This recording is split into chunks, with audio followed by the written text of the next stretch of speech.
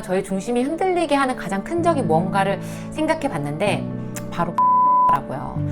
그런데 생각해보면 초등에서든 중고등에서든 아이에게 가장 베스트 솔루션을 주려면 두 눈 크게 뜨고 내 아이를 잘 보는 게 가장 첫 번째로 해야 할 일이잖아요. 그런데 걸 못하게 하더라고요. 그런데 만약에 이렇게 시간을 줬는데 책을 안 읽는다, 그럼 어떻게 하냐, 이런 분들도 계실 것 같아요.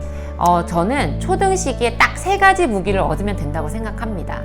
첫째는 아이를 영어학원에 보내면서 이거 아닌 것 같은데 잘하고 있는 거 맞나? 하는 분들도 계시겠지만, 엄마표로 영어를 하면서도 내가 잘하고 있는 건가? 제대로 가고 있는 게 맞나?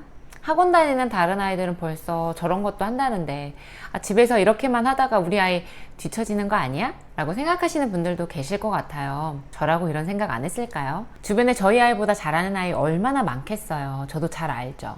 블로그나 카페에 조금만 찾아보면 정말 난다긴다 하는 아이들도 많잖아요. 저도 사실 그런 아이들을 보면 마음이 흔들릴 때가 있어요. 지금 우리 아이 잘 가고 있나? 내가 더 끌어줘야 하는데 셋째 키우느라 바빠서 못 끌어오고 있나? 내가 뭐 놓치고 있는 거 아닌가?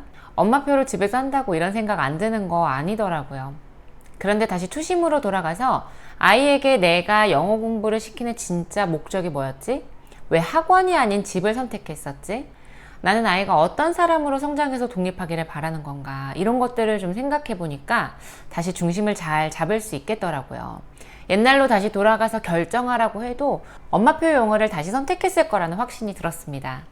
우리가 바른 방법으로 빠르게 가는 것도 중요하지만 내가 선택한 이 길에 대한 뚜렷한 확신이 없으면 주변의 소리에 귀가 팔랑거려서 중심을 잡기가 좀 어려운 것 같아요. 이 중심축이 흔들리면 그 주변에 여파를 주잖아요.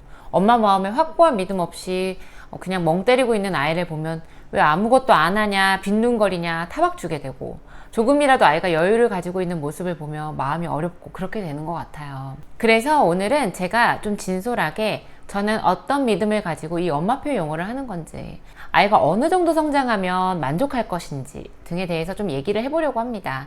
제 얘기를 들어보시고 여러분들의 생각도 나눠주시면 너무 도움이 될 것 같아요. 일단 우리 아이의 영어 목표 지점을 어디에 두는가부터 얘기를 해볼게요.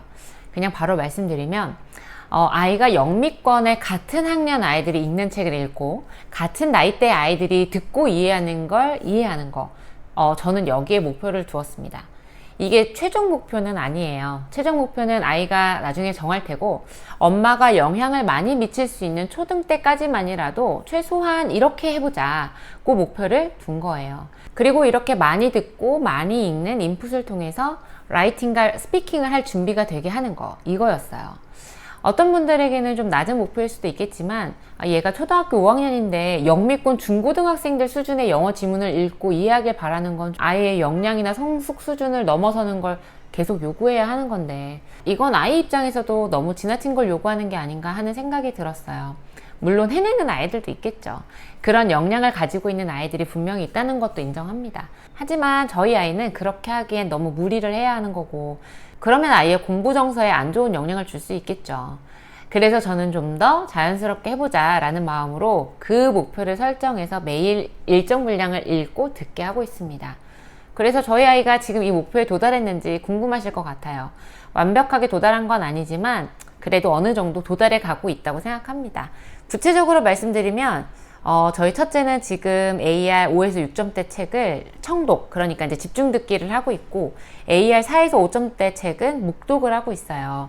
5, 6점대 책은 비교적 좀 모르는 단어가 많이 나오는 편이라 집중 듣기를 하고 있는데, 묵독을 하는 책은 한 페이지에 한두 개 정도 모르는 단어가 있을까 말까 한 정도이고 90% 이상 이해하면서 읽더라고요. 이렇게 책 읽고 영상 보고 단어 공부는 한 2주 전쯤부터 시작했는데요. 월들리 와이즈 3000을 시작해서 총 하루에 한 2시간 반 정도의 시간을 영어를 습득하는 데 쓰고 있어요. 저희 아이의 영어에 만족하냐고 물으신다면 저의 대답은 그렇다입니다. 아이의 영어 읽기 이해력과 듣기 이해력이 영미권 또래들과 크게 차이 없다는 거, 저는 여기에 만족하고 감사해요. 그렇다고 다음 단계를 바라보고 있지 않은 것은 아니에요. 아이의 읽기가 모국어 읽기만큼 오르면 좋겠다는 목표도 가지고 있고, 쓰기와 말하기에 대해서는 어떻게 도와줘야 하나 그런 고민도 있어요.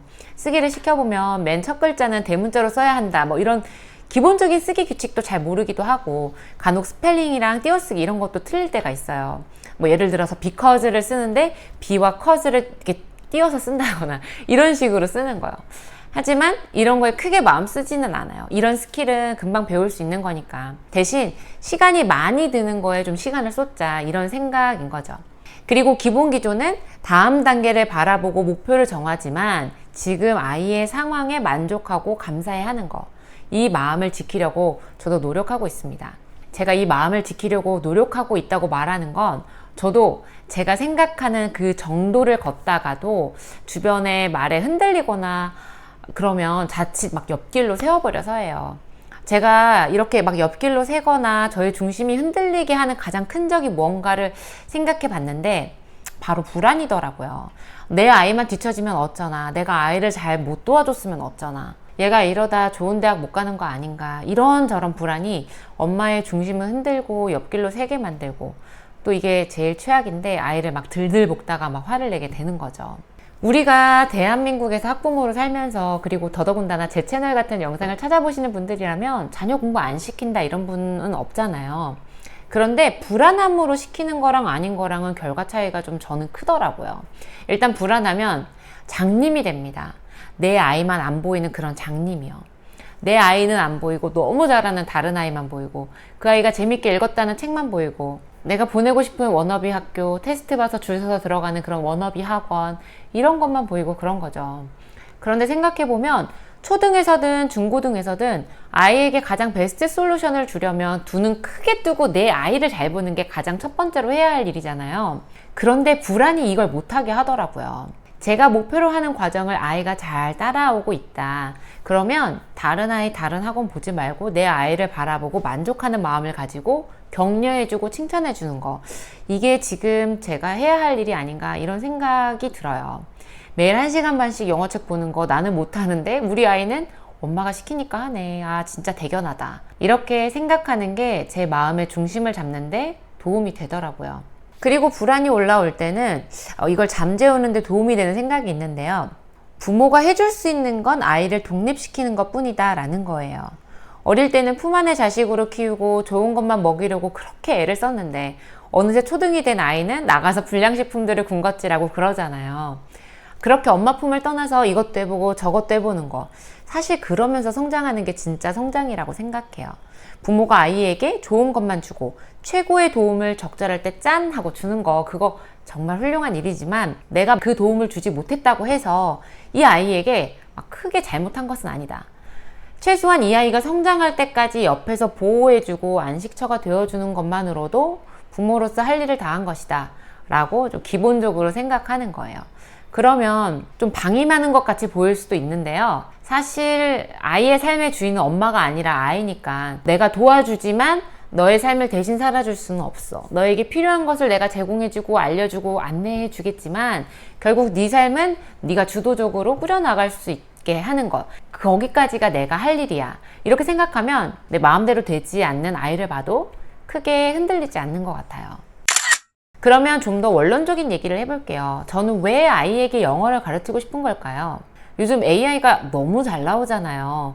영어를 잘 몰라도 번역기 앱만 함께 한다면 웬만한 의사소통 다 되고 엄청 좋던데요? 꼭 영어를 배워야 할까 싶은 생각이 들 법 하더라고요. 제가 예전에 조승현 씨 영어에 대한 강의를 잠깐 본 적이 있었는데 정말 공감이 되었어요. 인터넷 웹사이트에서 영어로 되어 있는 것이 전체 정보의 55%나 되고 한국어로 된 정보는 0.7%래요. 그래서 어떤 정보를 얻을 때 영어로 검색을 하게 되면 이 한국어로 검색했을 때보다 80배 넘는 정보를 얻을 수 있다고 하더라고요. 그러니까 그거는 영어가 모국어가 아닌 사람들도 영어를 막 사용해서 정보를 업로드하기 때문이다 라고 하면서 이제 더 이상 영어가 미국이나 영국인들만 쓰는 영어가 아니라 전 세계 사람들이 쓰는 공용어이고 그래서 영어를 배우는 게 정말 유리하다, 그런 얘기를 했는데 정말 공감이 되었습니다. 저도 아이에게 이 영어라는 무기를 좀 갖게 하고 싶었어요. 저는 초등 시기에 딱 3가지 무기를 얻으면 된다고 생각합니다.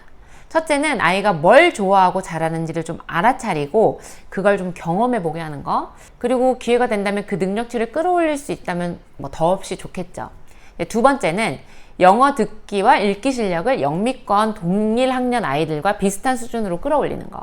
마지막으로는 모국어인 한글을 잘 읽고 해석해낼 수 있는 능력인데, 이건 결국 책을 읽고 깊이 사유할 수 있는 습관을 갖기 위한 중간 다리인 셈인 거죠.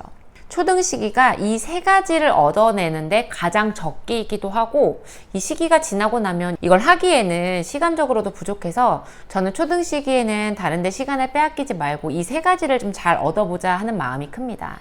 이 세 가지 중 특히 두 번째, 세 번째, 영어와 읽기 실력을 잘 기르기 위해서는 충분한 시간이 필요하다라고 저는 생각을 해요. 영어와 읽기 실력 기르고자 하는 거, 이거 저만 생각하는 게 아니잖아요. 대부분의 부모님들께서 이렇게 생각하시니까 아이가 영유아 시기일 때부터 영어책, 한글책 가리지 않고 많이들 읽어주셔요. 그리고 엄마표 영어의 장점이 결국에는 영어로 된 책을 읽는 거니까 읽고 생각하는 습관에 큰 도움이 되니까 너무 좋잖아요. 그런데 초등에 올라가면서 이런 생각들이 좀 분화되는 것 같아요. 영어와 읽기 실력 물론 중요하지. 그런데 수학도 중요하지, 사고력도 중요하지, 예체능도 중요하지. 그러다 보면 정작 제일 중요하다고 생각했던 책 읽기와 영어 실력을 기르는데 쓸 수 있는 시간이 확 줄어들더라고요. 시간이 줄어드는 데는 여러 가지 요인이 있겠죠. 저는 시간을 가장 잡아먹는 큰 요인이 불필요한 학원이라고 생각해요. 저는 학원비는 둘째치고 학원을 감으로써 쓰게 되는 불필요한 시간들이 더 아깝더라고요. 학원을 가게 되면 기본적으로 학원을 오가는 시간, 학원에서 공부하는 시간, 돌아와서 숙제하는 시간까지 정말 시간이 많이 들잖아요. 해당 학년에 가면 딱 좋을 그런 학원도 있지만, 그게 아니라 꼭 가지 않아도 되는 학원이라든지 아이가 하고 싶지 않아 하는 그런 학원은 좀 줄이면 시간이 꽤 많이 확보되거든요. 이렇게 확보한 시간을 가지고 충분히 책 읽을 수 있는 시간을 주고 영어책을 읽을 수 있는 시간을 가지게 하는 거예요. 그런데 만약에 이렇게 시간을 줬는데 책을 안 읽는다, 그럼 어떻게 하냐, 이런 분들도 계실 것 같아요. 저희 집도 그럴 때가 좀 있더라고요. 물론 자발적으로 책을 읽고 하면 좋은데 그게 안 되면 약간의 당근들을 썼습니다. 매일 주어지는 당근이 있고 좀 장기적으로 했을 때 얻는 보상이 있는데요. 일단 매일 얻는 보상은 할 일 다 하고 영어 영상 보는 거예요. 그 할 일이 학교 숙제하기, 눈높이 수학 연산 풀기, 그리고 한글책 읽기, 영어책 읽기, 이거예요. 다 하고 나면 원하는 영상 40분 보기, 테드 영상 20분 보기, 이렇게 하고 있습니다. 또 장기적으로는 방학같이 시간이 좀 많을 때 책을 더 많이 읽을 수 있잖아요. 그럴 때는 책 읽기 도전하고 싶은 사람만 하라고 하고, 그 도전에 성공하면 5만 원 정도의 원하는 선물을 사주겠다고 했어요. 책장 2칸의 어린이 소설책을 방학 동안 다 읽는 게 도전 과제다. 도전할래? 했더니 둘 다 도전하겠다고 하더라고요. 그런데 막상 하다 보니까 좀 많은 것 같아서 중간에 양을 좀 빼주는 걸로 조율하기도 했어요. 결국 아이들이 책을 많이 읽기는 했거든요. 그런데 저의 이 방법에도 한계점이 없지 않다고 생각해요. 어쨌거나 영어책, 한글책 읽기를 해야 할 일로 인식해서 읽고 있기 때문에 자발성을 갖게 하는 데는 부족한 점이 있다고 생각합니다. 근데 저희 첫째도 게임하는 거 좋아하고 친구들 만나서 노는 거 되게 좋아해요. 이 아이에게도 책 읽기가 막 제일 1번 우선은 아니라는 거죠. 둘째도 비슷하고요. 그래서 저는 이 정도의 테두리는 좀 정해주는 건 필요하다고 생각했고, 그렇게 정해주니까 아이들이 매일 한글책 읽기, 영어책 읽기 꼭꼭 빠짐없이 하게 되더라고요.